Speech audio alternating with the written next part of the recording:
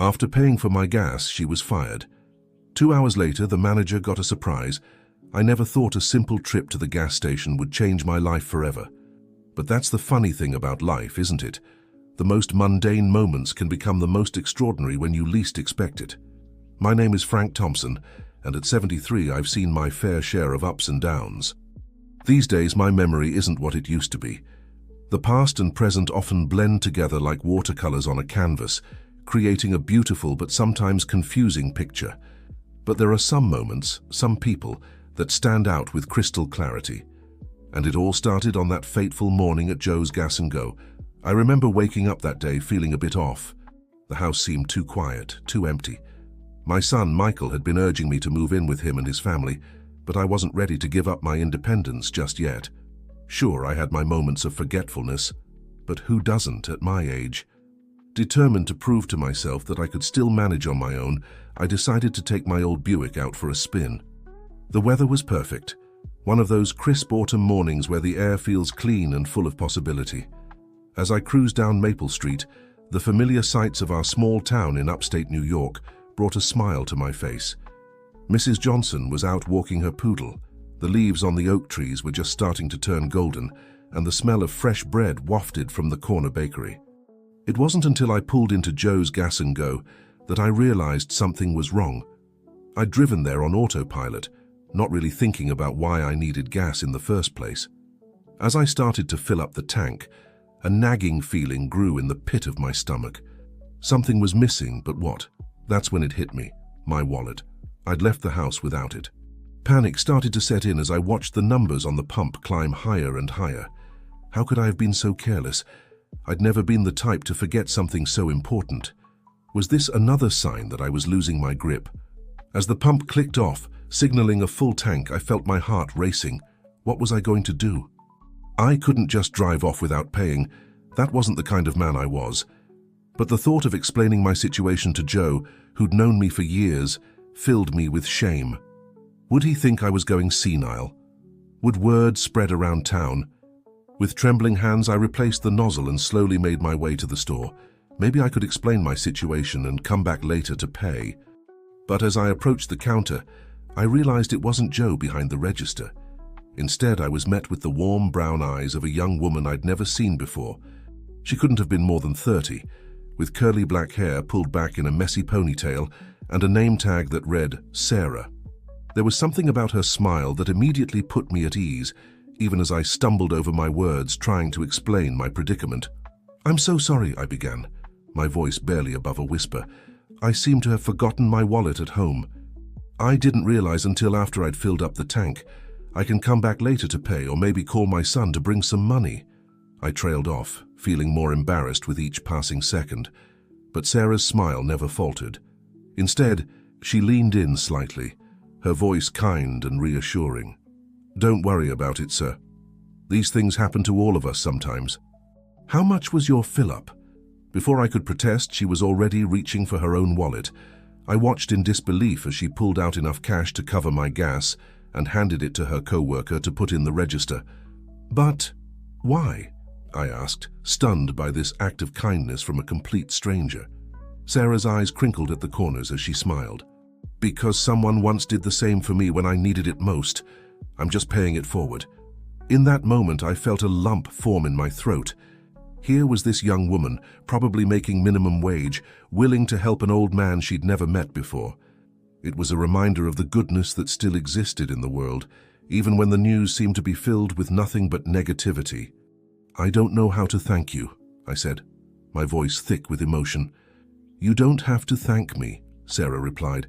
"Just promise me you'll do something kind for someone else when you get the chance. That's all the thanks I need." As I left the gas station that day, I felt lighter than I had in years.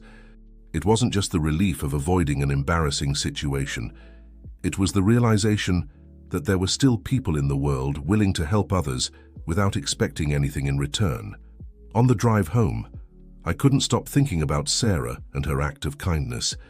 It made me reflect on my own life and the opportunities I'd had to help others. Had I done enough? Could I do more? By the time I pulled into my driveway, I'd made a decision. I wasn't going to let this be the end of the story. I needed to find a way to repay Sarah's kindness, not just to her, but to others as well. As I walked into my house, I noticed the blinking light on my answering machine. It was a message from Michael checking in on me as he did every day. Listening to his voice, I felt a pang of guilt for worrying him with my forgetfulness, but I also felt a renewed sense of purpose. I picked up the phone and dialed Michael's number. When he answered, I could hear the relief in his voice.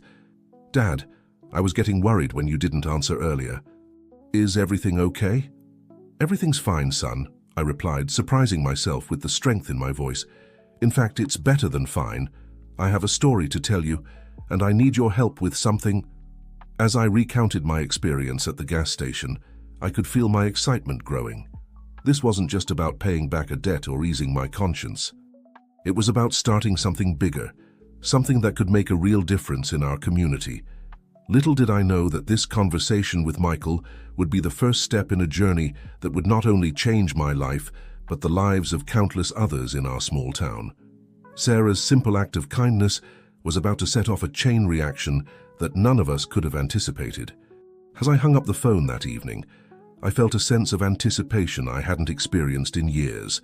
For the first time in a long while, I looked forward to what the next day might bring. The forgotten wallet, which had seemed like such a disaster just hours ago, now felt like the beginning of something wonderful. I went to bed that night with a smile on my face and a plan forming in my mind. Tomorrow would be the start of a new chapter in my life, all thanks to a chance encounter with a kind-hearted stranger named Sarah. The next morning, I woke up with a sense of purpose I hadn't felt in years. The events of the previous day at Joe's Gas and Go kept replaying in my mind. Sarah's kind smile etched into my memory. I knew I had to do something, not just to repay her kindness, but to spread that warmth to others in our community. Over a steaming cup of coffee, I pulled out my old address book and started making calls. First on the list was my son, Michael. "Dad?" His voice was thick with sleep. "Is everything okay?" "It's not even 7 yet," I chuckled, realizing in my excitement I'd forgotten about the early hour. "Sorry, son.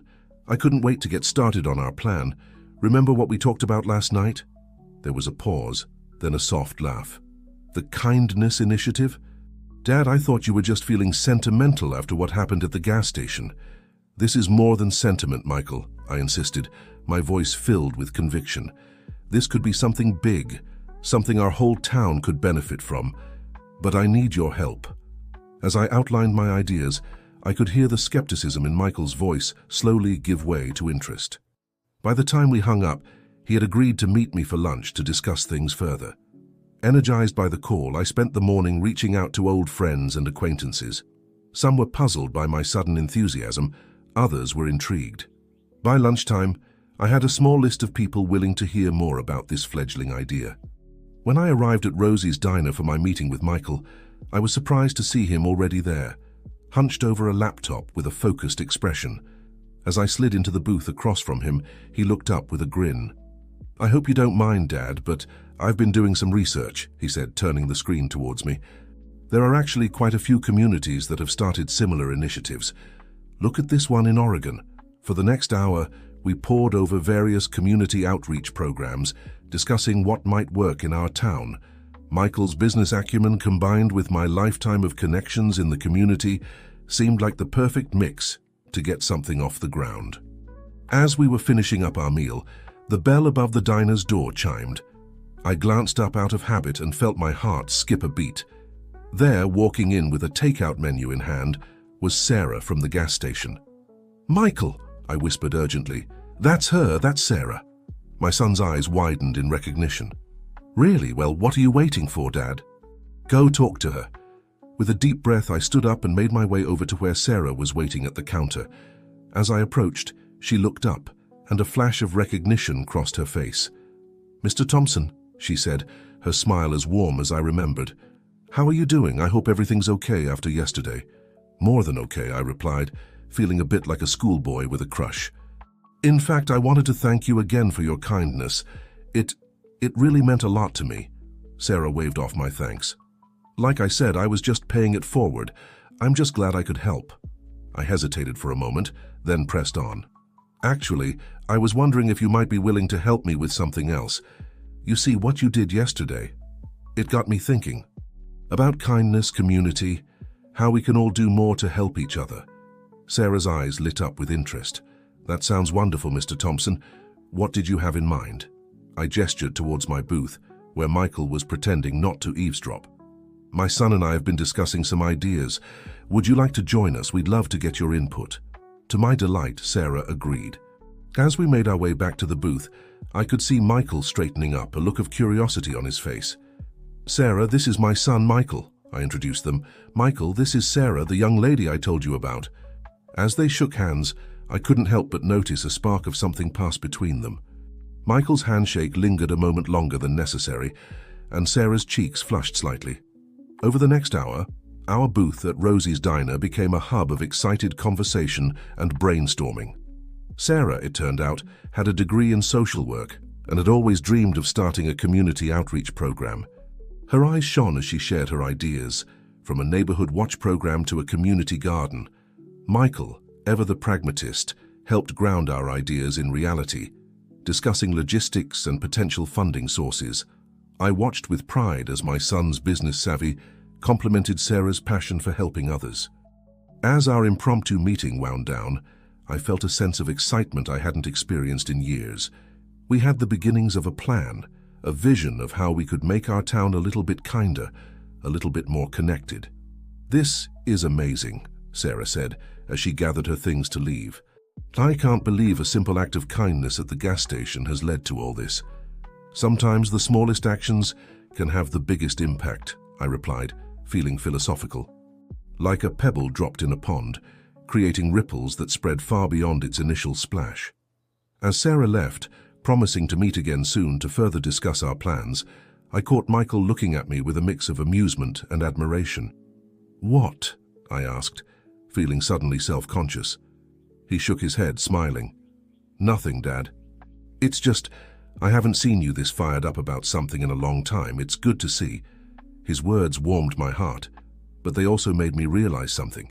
In trying to help others, in working to build something meaningful for our community, I was also helping myself.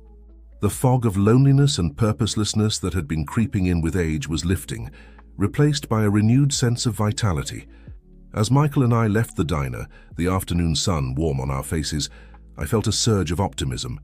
We had a long road ahead of us, turning our fledgling ideas into reality. But I was ready for the challenge. More than that, I was excited for it. That night, as I got ready for bed, I found myself humming an old tune, something I hadn't done in years. The melody, half remembered from my youth, spoke of hope and new beginnings. As I drifted off to sleep, I couldn't help but wonder what tomorrow would bring.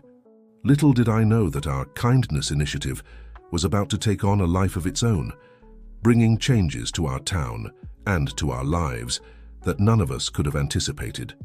The ripples from Sarah's simple act of kindness were about to become a wave, and we were all along for the ride. The weeks following our impromptu meeting at Rosie's Diner flew by in a whirlwind of activity. What had started as a vague idea born from a chance encounter was rapidly taking shape into something tangible and exciting. We decided to call our project Ripples of Kindness, inspired by the metaphor I'd used that day in the diner.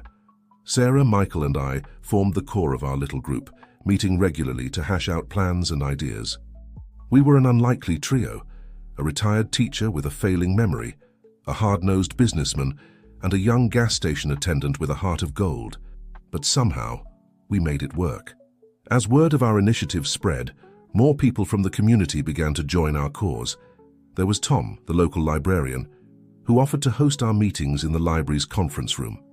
Maria, a retired nurse, volunteered to organize a health clinic for those who couldn't afford regular checkups. Even grumpy old Mr. Peterson, who I'd known for years but had never seen smile, offered to teach woodworking classes to at-risk youth. The energy was infectious, and I found myself more invigorated with each passing day. My occasional bouts of forgetfulness seemed less frequent, or at least less bothersome. I had a purpose now, a reason to get up each morning and engage with the world around me. But as our project grew, so did the challenges we faced. Not everyone in town was as enthusiastic about our ideas as we were. Some saw it as unnecessary meddling, others as a waste of time and resources. The first real test of our resolve came about a month into our planning. We had arranged a town hall meeting to present our ideas to the wider community and hopefully gain more support. The day of the meeting, I woke up feeling a mixture of excitement and nervousness. As I got dressed, I caught sight of myself in the mirror and barely recognized the man staring back at me. Gone was the tired, defeated look I'd grown accustomed to. In its place was a spark of life, a determination I hadn't seen in years. When I arrived at the community center, I was heartened to see a good turnout. Familiar faces filled the rows of chairs, some curious, some skeptical, but all there to listen. As Michael, Sarah, and I took our places at the front of the room, I felt a surge of pride. We were doing this. We were really doing this. Michael started the presentation, his business background shining through as he laid out the logistics and potential benefits of our initiative. Sarah followed, her passion evident as she spoke about the positive impact we could have on the most vulnerable members of our community. Then it was my turn. As I stood up to speak, I felt a momentary flash of panic. What if I forgot what I wanted to say? What if I made a fool of myself in front of everyone? But as I looked out at the sea of familiar faces, I saw encouragement and support reflected back at me. Taking a deep breath, I began to speak. I told them about that day at the gas station, about Sarah's kindness and how it had sparked something in me. I spoke about the importance of community, of looking out for one another, especially in times when the world seemed to be growing colder and more distant. We have a choice, I said, my voice growing stronger with each word. We can sit back and watch as our town becomes just another faceless community, or we can stand up and make a difference. We can create a place where kindness isn't the exception, but the rule, where neighbors know each other's names, where no one feels alone or forgotten. That's the kind of town I want to live in, don't you? As I finished speaking, there was a moment of silence. Then, slowly at first, but building quickly, applause filled the room. I saw heads nodding, smiles breaking out on faces that had been skeptical just moments before. We had done it. We had won them over. Or so I thought. As the applause died down, a voice rang out from the back of the room. This all sounds great in theory, but who's going to pay for it? The speaker was Harold Green, owner of the local hardware store and notorious penny pincher. His question opened the floodgates, and suddenly the room was filled with voices raising concerns and objections. We can barely fund our schools as it is. How can we afford this? Who's going to be in charge? How do we know the money will be used properly? Isn't this just creating more bureaucracy? I felt my heart sink as the mood in the room shifted. We had been so focused on the positive aspects of our plan that we hadn't fully prepared for this level of pushback. I looked to Michael, hoping his business acumen could save the day, but even he looked overwhelmed. It was Sarah who finally stepped forward, her voice calm but firm as she addressed the crowd. "These are all valid concerns," she said, "and I'm glad you're raising them. It shows you care about our community as much as we do. We don't have all the answers yet, that's true. But that's why we're here today. We want to work with all of you to figure this out together. This isn't about us imposing our ideas on the town. It's about all of us coming together to make our community stronger." Her words seemed to calm the room somewhat, but I could see we still had a long way to go. As the meeting wrapped up, I felt a mix of emotions. We had made progress, yes, but we had also encountered our first real roadblock. As we left the community center, Michael put a hand on my shoulder. "Don't look so down, Dad. This is just the beginning. We knew it wouldn't be easy." Sarah nodded in agreement. "He's right, Mr. Thompson. Tonight was actually a good thing. Now we know what concerns people have and we can work on addressing them." I managed to smile, grateful for their optimism. "You're both right, of course. I guess I thought once people heard about our ideas, everyone would be on board immediately." "Change takes time," Sarah said gently, "but we're not giving up. We'll keep working, keep talking to people, and eventually they'll see what we see." As we parted ways that evening, I couldn't help but feel a renewed sense of determination. Yes, we had hit a bump in the road, but that didn't mean our journey was over. If anything, it made me more certain that what we were doing was necessary. That night, as I lay in bed reflecting on the day's events, I realized something important. The challenges we faced weren't obstacles to our success. They were part of it. Every objection we overcame, every skeptic we won over, was another ripple in the pond, spreading our message of kindness and community further than we could have imagined. With that thought in mind, I drifted off to sleep, ready to face whatever tomorrow might bring. Our ripples of kindness might have hit some rocks, but they weren't about to stop. If anything, they were just beginning to gain momentum.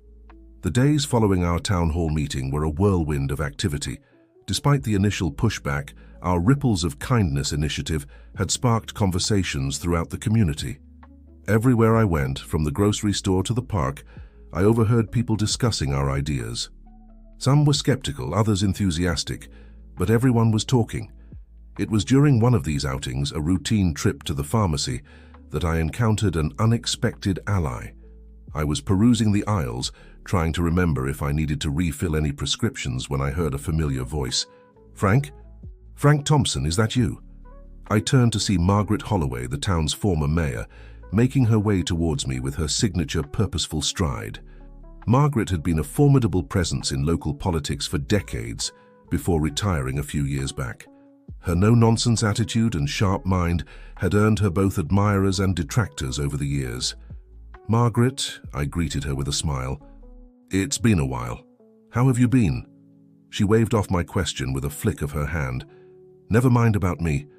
I want to hear about this project of yours, this Ripples of Kindness business. It's all anyone can talk about lately." I felt a flutter of nervousness in my stomach. Margaret's opinion could sway a lot of people in town. "Well," I began cautiously, "we're still in the early stages, but—" "Oh, cut the politician speak, Frank," Margaret interrupted, a glimmer of amusement in her eyes. "I was at that town hall meeting. I heard your speech. What I want to know is, how can I help?" I blinked in surprise. You want to help?" Margaret's laugh echoed through the pharmacy. "Don't look so shocked. Just because I'm retired doesn't mean I've lost interest in making this town better. Your idea, it's got potential, but you're going to need someone who knows how to navigate the bureaucratic red tape, someone who can get things done." As Margaret spoke, I felt a surge of hope. With her experience and connections, we could overcome many of the obstacles we'd been facing. "Margaret," I said, my voice filled with gratitude, "your help would be invaluable, but are you sure? This could be a lot of work." She fixed me with a stern look. "Frank Thompson, do I look like I'm afraid of a little hard work? Now, when's your next meeting? I have some ideas I'd like to discuss." And just like that, our little team gained a powerful new member. Margaret's involvement brought a new level of legitimacy to our project. Her first order of business was to set up a meeting with the current mayor and city council to present our ideas formally. The day of the meeting arrived, and I found myself pacing nervously in front of City Hall. Sarah and Michael stood nearby, both looking as anxious as I felt. Margaret, on the other hand, exuded confidence as she strode up the steps. "All right, team," she said, her voice brooking no argument. "Let's show them what Ripples of Kindness is all about." The next 2 hours were a blur of presentations, questions, and discussions. Margaret masterfully addressed concerns about funding and logistics, while Sarah passionately outlined the potential impact on the community. Michael provided hard data and projections, and I spoke from the heart about why this mattered so much. As we wrapped up our presentation, the room fell silent. Mayor Jenkins leaned back in his chair, a thoughtful expression on his face. "I have to admit," he said slowly, "when I first heard about this project, I was skeptical. But you've clearly put a lot of thought into this. It's ambitious, no doubt about it, but I think it's exactly what this town needs." The wave of relief that washed over me was almost overwhelming. We had done it. We had convinced the city council to support our initiative. As we left City Hall, our spirits soaring, Sarah turned to Margaret with a grin. "That was amazing. The way you handled their questions. I've never seen anything like it." Margaret chuckled. "Years of practice, my dear. But don't sell yourself short. Your passion for this project is what really won them over." As we celebrated our victory at Rosie's Diner, I couldn't help but marvel at how far we'd come. What had started as a simple act of kindness at a gas station had grown into something that could potentially transform our entire community. But our work was far from over. With the city's support secured, we now faced the daunting task of turning our plans into reality. We needed to set up volunteer programs, coordinate with local businesses, and figure out how to reach those in our community who needed help the most. As we discussed our next steps, I felt a familiar twinge of doubt. Could we really pull this off? Were we in over our heads? But then I looked around the table at the faces of my companions, Sarah's enthusiasm, Michael's determination, Margaret's confidence, and I knew we could do this. Together we were stronger than any obstacle we might face. As the evening wore on and our plates emptied, our conversation turned from practical matters to more personal ones. Margaret regaled us with stories from her time as mayor, while Sarah shared her dreams of going back to school to get her master's in social work. It was during a lull in the conversation that Michael cleared his throat nervously. "Actually," he said, his eyes darting to Sarah, "I have some news of my own. I've been thinking, what if we turned Joe's Gas and Go into more than just a gas station? What if we made it a community hub of sorts?" Sarah's eyes widened. "What do you mean?" Michael leaned forward, his excitement palpable. "Well, we could add a small cafe, maybe a meeting space. We could host community events, provide a place for people to gather. And Sarah, I was hoping you might be interested in managing it." The look of shock on Sarah's face quickly gave way to joy. "Are you serious, Michael? That would be amazing." As I watched the two of them, heads bent close together as they excitedly discussed possibilities, I felt a warm glow of happiness. This project wasn't just changing our town, it was changing us, bringing people together in ways I never could have imagined. Later that night, as I prepared for bed, I caught sight of myself in the mirror. The man looking back at me seemed younger somehow, more vibrant. There was a spark in his eyes that I hadn't seen in years. As I drifted off to sleep, my mind was filled with visions of the future, a future where kindness and community were at the heart of everything we did. And for the first time in a long time, I couldn't wait to see what tomorrow would bring. Little did I know the biggest challenges and the most unexpected rewards were still to come. Our ripples were about to become waves, and they would test us in ways we never could have anticipated. As spring bloomed into summer, our Ripples of Kindness initiative began to take root in the community. What had started as a seed of an idea was now growing into something truly remarkable. The transformation of Joe's Gas and Go was at the heart of it all, becoming a symbol of the positive changes sweeping through our town. Michael had thrown himself into the renovation project with gusto, working tirelessly to turn the old gas station into a welcoming community hub. Sarah, with her natural warmth and people skills, was the perfect choice to manage the new space. Together they made a formidable team, and I couldn't help but notice the growing connection between them. The grand opening of the revamped Joe's Community Corner was a day I'll never forget. The once drab gas station had been transformed into a vibrant gathering place. A cozy cafe occupied one corner, serving locally sourced coffee and pastries. The old garage had been converted into a multi-purpose room for community meetings and events. Even the gas pumps remained, ensuring the practical needs of the town were still met. As I stood before the ribbon, scissors in hand, I felt a swell of emotion. This was more than just a building. It was a testament to what could be achieved when a community came together. With Sarah and Michael on either side of me and a crowd of townsfolk gathered around, I cut the ribbon to thunderous applause. The weeks that followed were a whirlwind of activity. Joe's Community Corner quickly became the heart of our initiative. We hosted workshops on everything from financial literacy to gardening.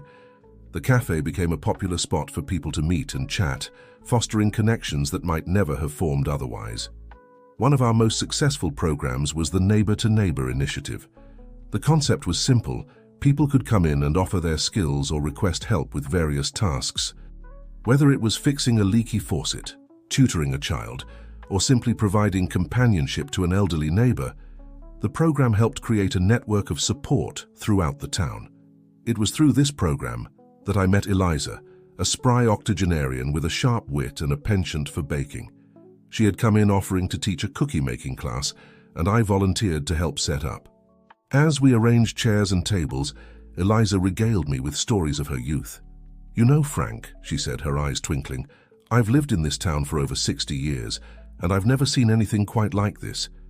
It reminds me of how things used to be, back when everyone knew their neighbors and looked out for each other." Her words warmed my heart, reinforcing the importance of what we were doing. But as with any major change, our initiative faced its share of challenges and opposition. The first signs of trouble came from an unexpected quarter. Harold Green, the hardware store owner who had been vocal in his skepticism from the beginning, began to complain that Joe's Community Corner was taking business away from local shops. He argued that by offering so many services for free or at reduced costs, we were undercutting other businesses in town. His complaints gained traction with some of the other business owners, and soon we found ourselves facing a growing opposition.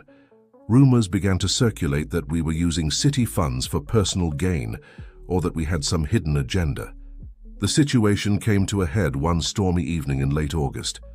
We had gathered for our weekly committee meeting at Joe's when Harold burst in, a group of disgruntled business owners in tow. "This has gone far enough," he declared, his face red with anger. "You're destroying the fabric of our town. With your do-gooder nonsense, we demand that you shut this place down." The room erupted into chaos, with voices shouting over one another. I felt a moment of panic, unsure of how to handle the situation. But then, to my surprise, it was Sarah who stepped forward, her voice calm but firm. "Mr. Green, everyone, please," she said, raising her hands for quiet. "I understand your concerns, and we want to address them, but this isn't the way to do it. Why don't we all sit down and talk about this rationally?"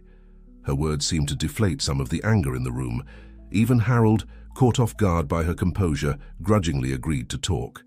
For the next few hours, we listened to the concerns of the business owners. Some of their points were valid. We had been so focused on helping those in need that we hadn't fully considered the impact on local businesses. But as we talked, it became clear that there was room for collaboration rather than competition. Michael, ever the businessman, proposed a solution. "What if we set up a local business partnership program?" he suggested. "We could feature different local businesses each week, promote their services, maybe even offer some of their products here at the cafe. It could be a way to drive more business to everyone in town." The idea was met with cautious interest. Harold, who had been glowering throughout the meeting, finally spoke up. "And what about the free services you're offering? How are we supposed to compete with that?" It was Margaret who answered him. "Harold, the services we're offering aren't meant to replace what you do. They're meant to help people who otherwise couldn't afford those services. If anything, we're creating more potential customers for you by helping people get back on their feet." As the night wore on, tensions began to ease. By the time the last person left, we had the beginnings of a plan that would address the concerns of the business owners while still maintaining the spirit of our initiative. As I locked up that night, exhausted but relieved, I couldn't help but feel a sense of pride. We had faced our first major crisis and come through it stronger. Our ripples of kindness were indeed becoming waves, and like any waves, they were reshaping the landscape of our town.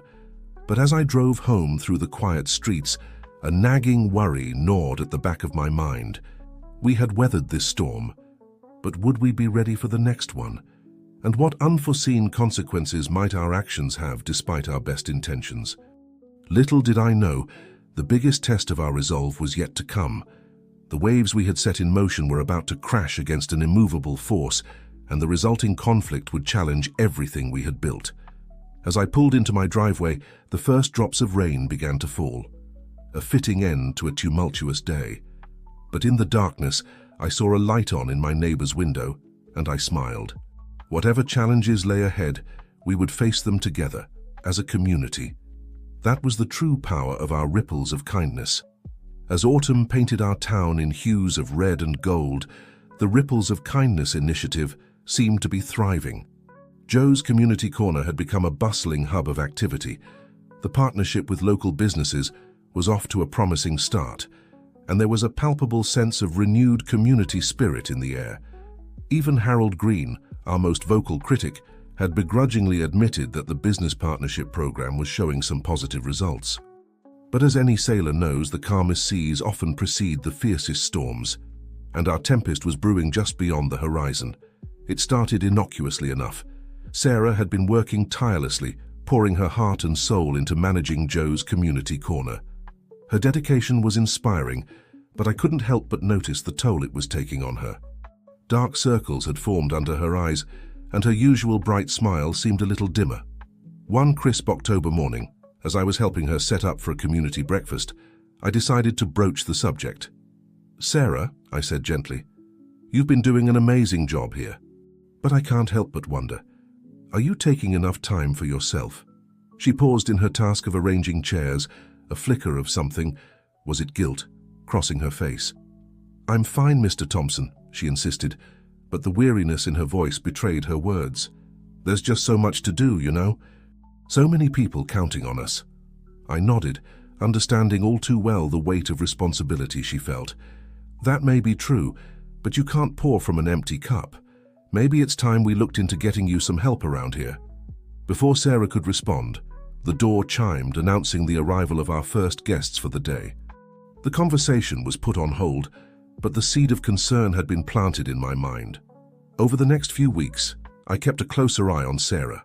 She was still as dedicated as ever, but there was a growing tension in her demeanor, a sense of being stretched too thin. I wasn't the only one who noticed. Michael, too, seemed increasingly worried about her. It all came to a head on a rainy Tuesday evening. We were closing up after a particularly busy day when Sarah suddenly burst into tears. "I can't do this anymore," she sobbed, collapsing into a chair. "It's too much.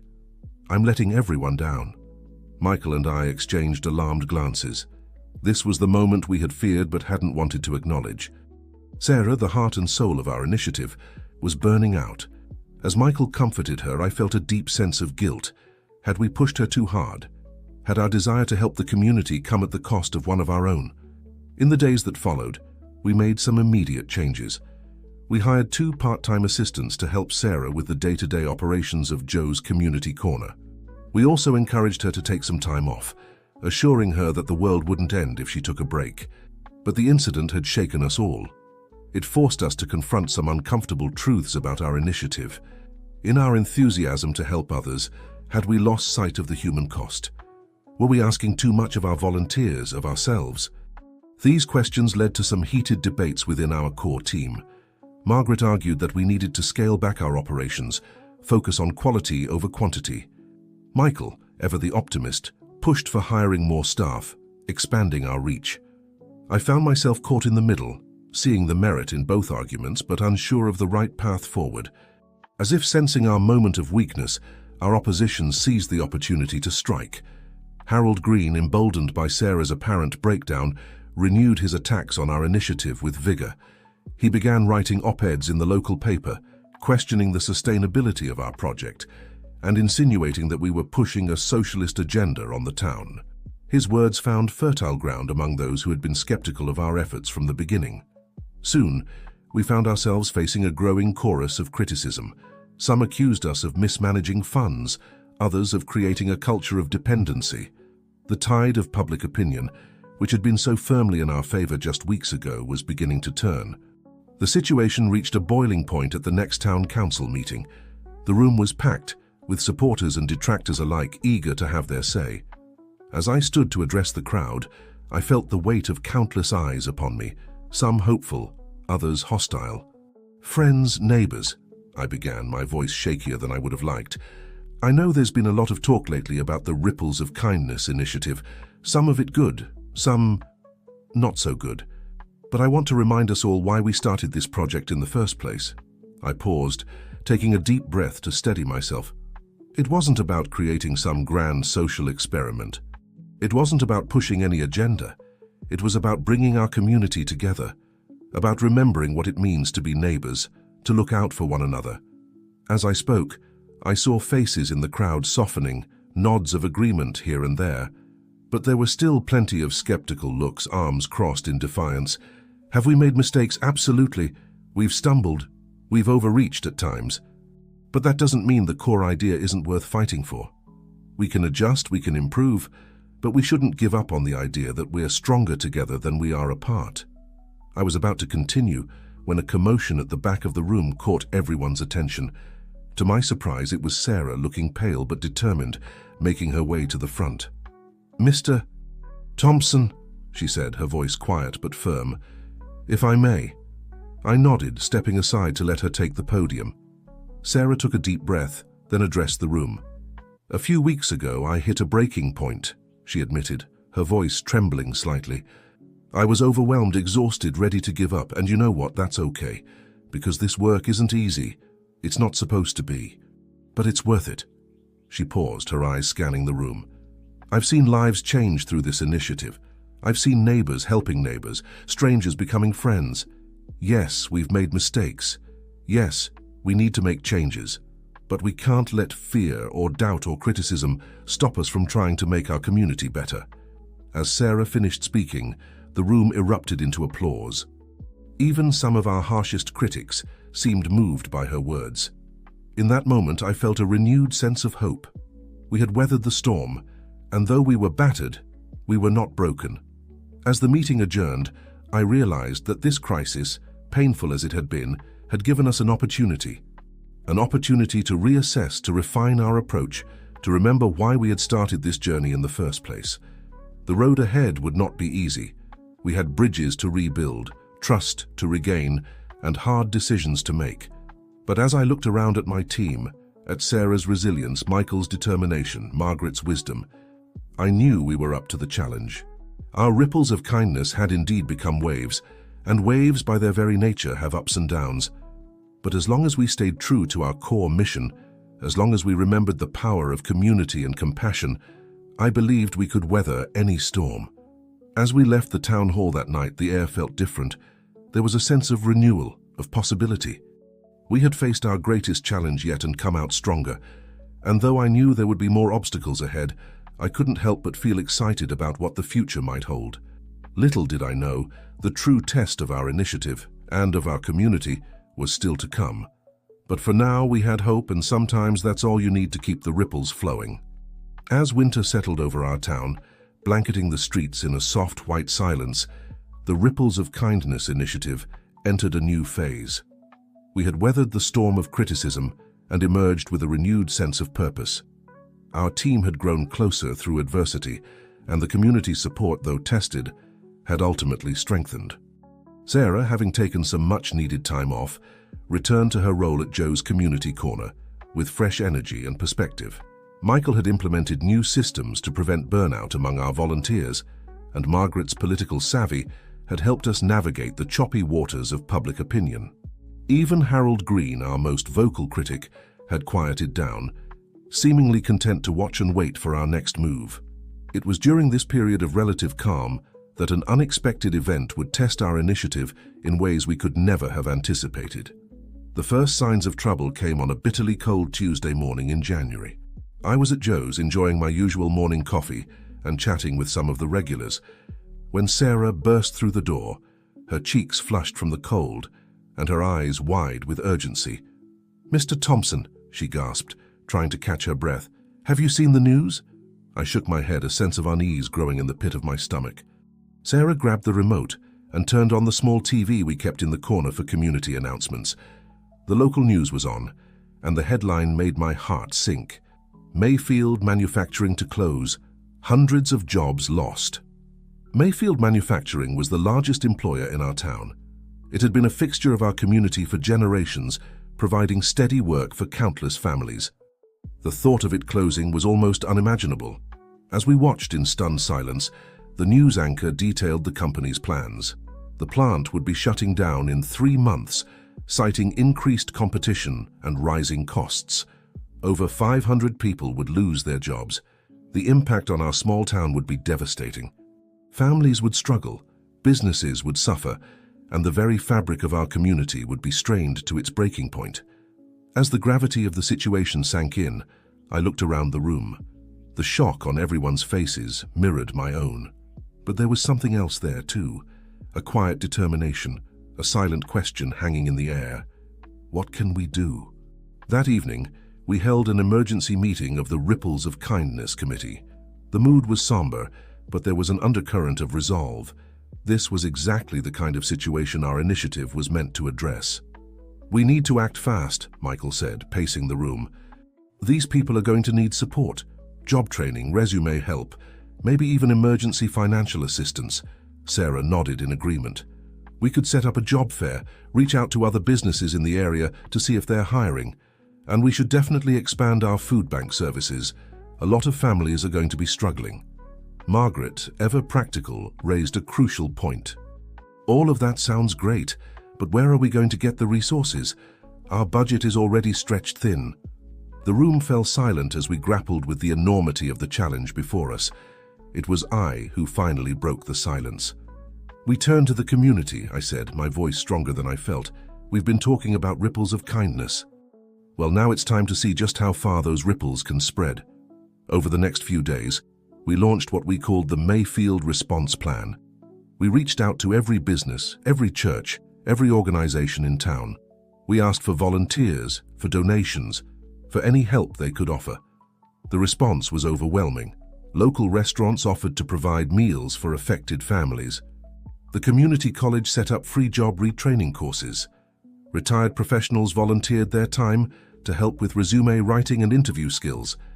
Even the children got involved, with school groups organizing toy drives for families who might not be able to afford Christmas presents that year. Joe's Community Corner became the hub of these efforts. We extended our hours, turning the space into a 24/7 support center. Sarah, despite our concerns about her previous burnout, threw herself into coordinating the various initiatives. But this time, she wasn't alone. A small army of volunteers rallied around her, each person doing what they could to help. As the weeks passed, we began to see the impact of our efforts. People who had lost their jobs found new opportunities through our job fair. Families struggling to make ends meet found support through our expanded food bank and financial counseling services. The community college classes were filled to capacity with people eager to learn new skills.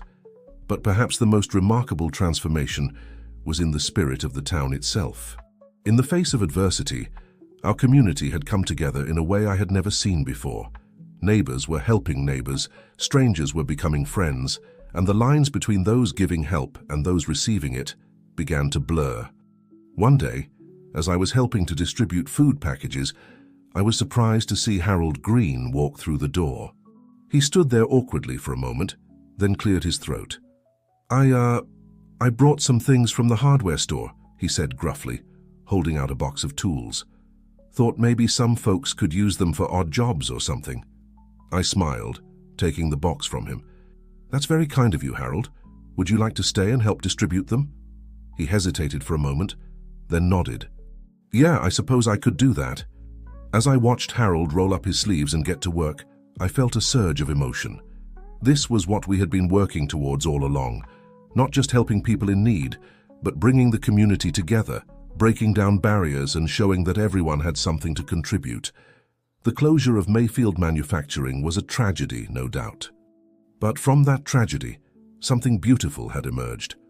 Our ripples of kindness had indeed become waves, washing over the entire town and leaving no one untouched. As winter began to thaw into spring, we faced an uncertain future. The road ahead would be challenging, and we knew that the effects of the plant closure would be felt for years to come. But we also knew that we were no longer facing these challenges alone. We had rediscovered the true meaning of community, and in doing so, we had found strength we never knew we had. Little did we know, this strength would soon be put to the ultimate test. As we stood on the cusp of a new season, none of us could have predicted the earth-shattering event that was about to rock our world and push our newfound unity to its very limits. But for now, we allowed ourselves a moment of pride and hope. We had faced a crisis and emerged stronger. We had turned ripples into waves, and those waves were reshaping our town in ways we had only dreamed possible. As I locked up Joe's that night, I paused to look up at the stars twinkling in the clear night sky.